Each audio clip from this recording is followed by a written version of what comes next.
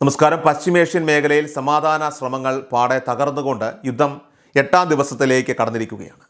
Iran തങ്ങളുടെ സൈനിക നീക്കങ്ങൾ അവസാനിപ്പിക്കുമെന്ന് കരുതിയ അന്താരാഷ്ട്ര സമൂഹത്തെ ഞെട്ടിച്ചുകൊണ്ട് ഇസ്രായേലും അമേരിക്കയും സംയുക്തമായിട്ട് അതിശക്തമായ പ്രത്യാക്രമണത്തിന് തുടക്കം കുറിച്ചു. ഇന്നേ വരെയുള്ള സംഘർഷങ്ങളിൽ വെച്ച് ഏറ്റവും മാരകമായിട്ടുള്ള ബോംബാക്രമണമാണ് ഇറാൻ ലക്ഷ്യമാക്കി നടക്കുന്നത്. ഇതിൻ്റെ ഭാഗമായി അമേരിക്കയുടെ അത്യാധുനിക B-2 ബോംബർ വിമാനങ്ങളടങ്ങുന്ന വൻ വ്യോമസേനാ സംവിധാനം ബ്രിട്ടനിലെ താവളങ്ങളിൽ എത്തിച്ചേരുകയും അമേരിക്കയുടെ ഏറ്റവും വലിയ പടക്കപ്പലുകൾ ഇറാൻ തീരത്തോട് അടുക്കുകയും ചെയ്തിട്ടുണ്ട്. ഇതോടെ മേഖലയിൽ ഒരു പൂർണ്ണ തോതിലുള്ള യുദ്ധത്തിൻ്റെ സാഹചര്യം സംജാതമായിരിക്കുകയാണ്.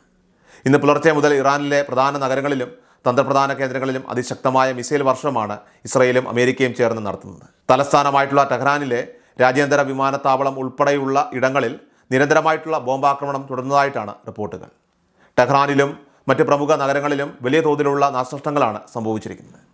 ഔദ്യോഗികമായിട്ടുള്ള സ്ഥിരീകരണം വന്നിട്ടില്ലെങ്കിലും ഈ വ്യോമാക്രമണങ്ങളിൽ മരണസംഖ്യ 2000-ഓട് അടുക്കുന്നു എന്നാണ് അനൗദ്യോഗിക വിവരങ്ങൾ ഇപ്പോൾ സൂചിപ്പിക്കുന്നത്. ഇറാൻ്റെ വ്യോമ പ്രതിരോധ സംവിധാനങ്ങളെ പൂർണ്ണമായിട്ട് തകർത്ത് രാജ്യത്തെ നിഷ്പ്രഭമാക്കുക എന്ന ലക്ഷ്യത്തോടെയാണ് സഖ്യകക്ഷികൾ ഇപ്പോൾ മുന്നോട്ട് നീങ്ങുന്നത്. അപ്രതീക്ഷിതമായിട്ടുള്ള ഈ തിരിച്ചടികൾക്കിടയിലും ഇറാൻ പതറാതെ പ്രത്യാക്രമണം ആരംഭിച്ചത് യുദ്ധത്തിൽ പുതിയൊരു വഴിത്തിരിവുണ്ടാക്കി. അമേരിക്കയുടെയും ഇസ്രായേലിൻ്റെയും നീക്കങ്ങൾ മുൻകൂട്ടി കണ്ടുകൊണ്ട് അവർ ആക്രമണം തുടങ്ങുന്നതിന് തൊട്ട് മുൻപ് തന്നെ അയൽ രാജ്യങ്ങളിലെ അമേരിക്കൻ താവളങ്ങൾക്ക് നേരെ ഇറാൻ മിസൈൽ ഡ്രോൺ ആക്രമണങ്ങൾ അഴിച്ചുവിട്ടു. സൗദി അറേബ്യ, ഖത്തർ എന്നീ രാജ്യങ്ങളിലെ അമേരിക്കൻ സൈനിക കേന്ദ്രങ്ങളെ ലക്ഷ്യമിട്ടായിരുന്നു ഈ ഒരു നീക്കം. സൗദിയും ഖത്തറും തങ്ങളുടെ പ്രതിരോധ സംവിധാനങ്ങൾ ഉപയോഗിച്ച് പല ആക്രമണങ്ങളെയും ചെറുക്കാൻ ശ്രമിച്ചെങ്കിലും നിരവധി ഡ്രോണുകളും മിസൈലുകളും ഈ രാജ്യങ്ങളിൽ പതിച്ചതായിട്ടാണ് റിപ്പോർട്ട്. ഇതുവരെ ഇറാൻ നടത്തിയതിൽ വെച്ച് ഏറ്റവും വലിയ ആക്രമണമായാണ് ഇതിനെ വിലയിരുത്തുന്നത്.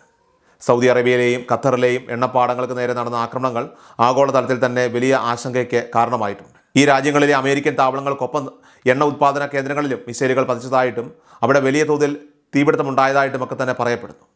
സൗദി ഭരണകൂടമോ ഖത്തറോ ഇതുവരെ ഈ നാശനഷ്ടങ്ങളെക്കുറിച്ച് ഔദ്യോഗിക പ്രതികരണം നടത്തിയിട്ടില്ലെങ്കിലും ഉപഗ്രഹ ദൃശ്യങ്ങളും പ്രാദേശിക റിപ്പോർട്ടുകളും ഒക്കെ തന്നെ സൂചിപ്പിക്കുന്നത് ഗൗരവകരമായിട്ടുള്ള ആഘാതം സംഭവിച്ചിട്ടുണ്ട് എന്നാണ്. ഇതോടെ യുദ്ധം ഇറാൻ്റെ അതിർത്തികൾ കടന്ന് അയൽ രാജ്യങ്ങളിലേക്കും വ്യാപിക്കുന്ന സാഹചര്യം ഉടലെടുത്തിരിക്കുകയാണ്. ഇതേസമയം തന്നെ ഇറാഖിലും വലിയ തോതിലുള്ള സംഘർഷങ്ങൾ റിപ്പോർട്ട് ചെയ്യപ്പെടുന്നുണ്ട്. ഇറാൻ്റെ പിന്തുണയോടെ പ്രവർത്തിക്കുന്ന ഇസ്ലാമിക് റെസിസ്റ്റൻസ് ഇൻ ഇറാഖ് എന്ന ഷിയ സായുധ സംഘടനയാണ് അവിടെ ആക്രമണങ്ങൾക്ക് നേതൃത്വം നൽകുന്നത്.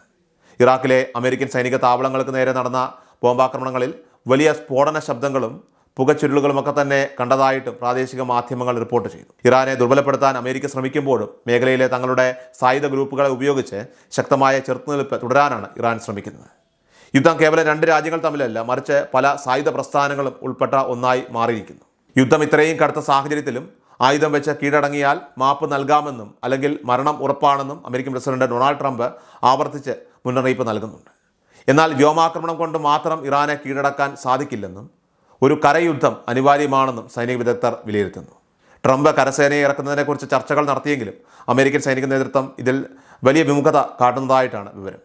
ഇറാനിയൻ സൈന്യത്തിൻ്റെ കടുത്ത പ്രതിരോധത്തെ നേരിടുക എന്നത് വലിയ നാശനഷ്ടങ്ങൾക്ക് ഇടയാക്കുമെന്ന ആശങ്കയാണ് ഇതിന് പിന്നിൽ.